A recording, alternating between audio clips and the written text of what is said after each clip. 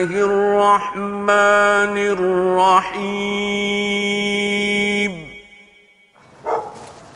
Hi, Mum. Hi.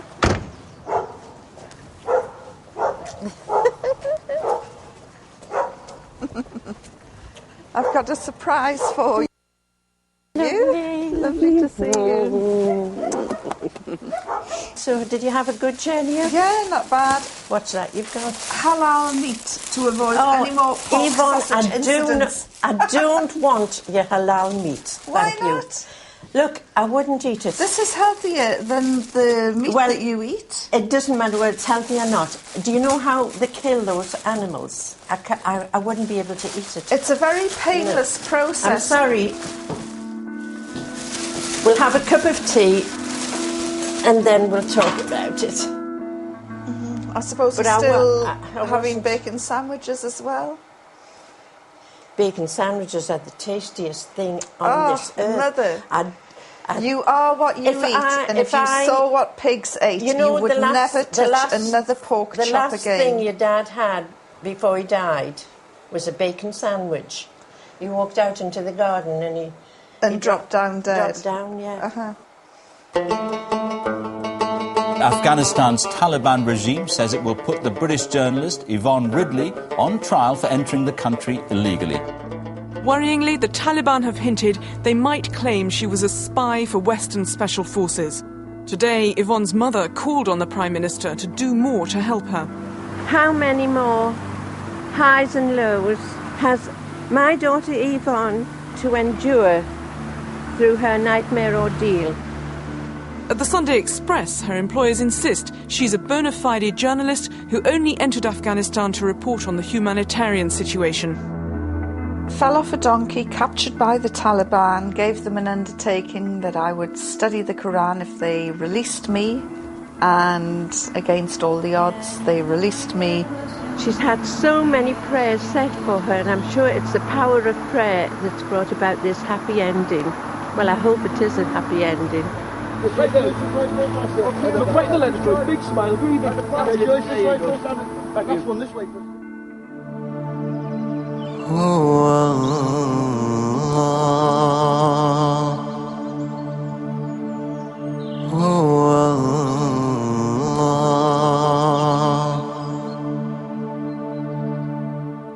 I kept my word, read the Quran, read it again, read supporting literature, couldn't believe what I was reading because the Quran makes it perfectly clear, crystal clear, that women are equal in spirituality, worth and education.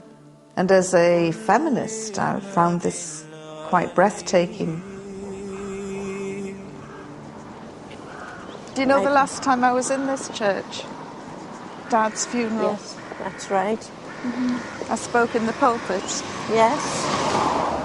I think it was probably the first time they've had somebody wearing a hijab in the pulpit. And have you rude? No, never. When I sent you an email, because I didn't have the guts to tell you to your face that I'd become a Muslim, you said it was like a death in the family, and that's what started you going to church again. Well, it didn't really start me going, but I suppose it made me more important to me to go to church, because I had to start praying for you, because I didn't know what you were doing. Salatullah, salamullah, ala taha rasulillah. Salatullah, salamullah. She was really very ambitious, always wanted to be a journalist. It wasn't a 9 to 5, Monday to Friday job. It was midnight, Saturday, Sunday, and it didn't matter whether she was on holiday or whatever, wherever she was. If anything cropped up, she would be there, hungry for news.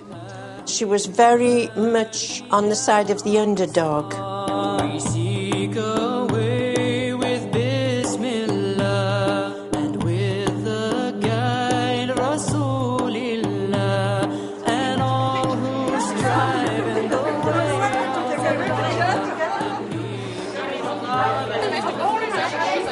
I tell you that since 9/11, more than 1,000 brothers and some sisters have been taken into custody. Out of those 1,000 or so that have been taken into custody, about 70 have been charged.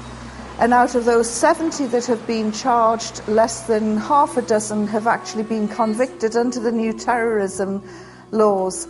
So tonight it's really vitally important to show solidarity with sisters under great stress. And I really think that this brand of sisterhood makes Western feminism pale into insignificance.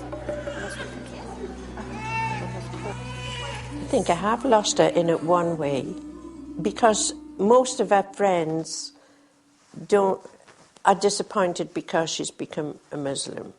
Or if they do ring up, they'll ask about her and in a disapproving voice. But I can tell that it's just foreign to them.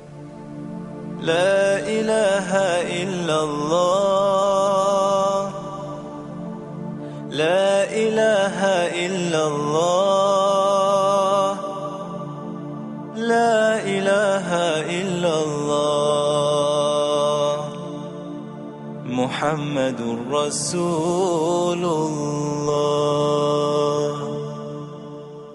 Whenever I come back to Tanfield, I think I'm the only hijabi in the village. Yes, and I'm glad you don't go out very much. Oh, Mum, are you ashamed of me? Well, I'm not ashamed of you, but I can't get used to the idea of you wearing the hijab. But what is it that you're so afraid of? It's not that I'm afraid of anything, Yvonne, it's just that... After July 7 happened, you rang me up and said, get that hijab off now. That's why it's hard to see what is culture and what is Islam. And in some people, Once you put on the hijab, that's it. You know, you cannot mistake you for anything else. You are a Muslim. Yeah. So you immediately propel yourself into the front lines, short sword fighting for Islam. Absolutely. There's a bit of a pressure on you, really, because when I cycle to the hospital and back, and if I get really angry with some of the idiot buses, I've caught myself sort of making some rather rude gestures, but because I'm wearing my headscarf, I think, oh no, they're going to think that I'm a Muslim who makes rude gestures. That's it, because everything that you're judged, it's not some mad female cyclist, it's some mad Muslim female cyclist. Yeah, mad bicyclist terrorist. Just because I put on a hijab does not mean I am a second-class citizen, and I refuse to be treated like a second-class citizen. I refuse to dilute my professionalism as a journalist. I refuse to bow down to anyone but God. I refuse to... You would curtsy to the Queen? No, not anymore. Well, you saw that happen when I got that award in the House of Lords. Yes, and that was disgusting. Oh, Mother, this was when I met the Duke of Kent, and he went to shake my hand, and I went like that, and then I said... That was a bit too over the top. How? Well, the man, he put his hand out to shake it, and it was an insult to him for you not to shake. You shook hands with Aziz, you shook hands with Arafat. Tariq Aziz and Yasser Arafat, that was before I was a Muslim. And if you notice, I'm not even wearing a hijab.